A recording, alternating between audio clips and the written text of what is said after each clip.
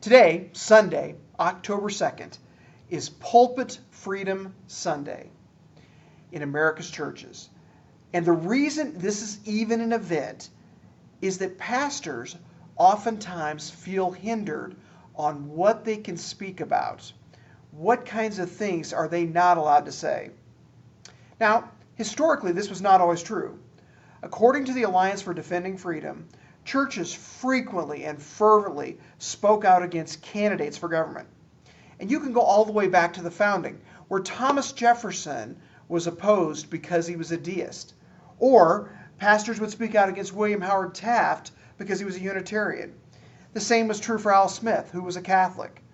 Pastors were able to speak out against things, people they disagreed with, or felt like their religion was the wrong thing.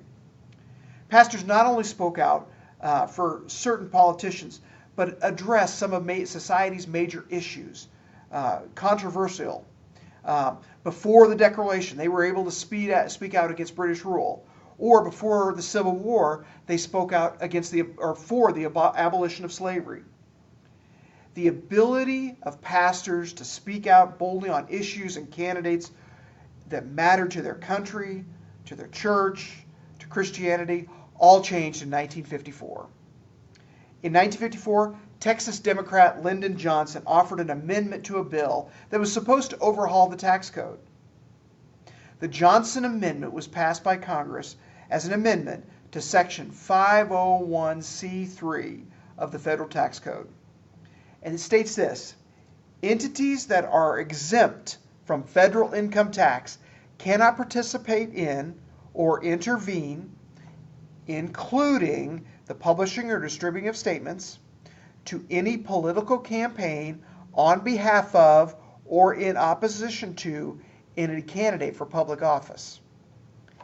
In essence, the amendment was to keep politics out of church and to limit what the pastor could say from the pulpit on a Sunday morning. I select this issue in part because it's a crazy political season. But also this past week, there was a bill introduced in Congress by House Majority Whip Steve Scalise, Republican, Louisiana, and Representative Jody Hice, Republican, Georgia.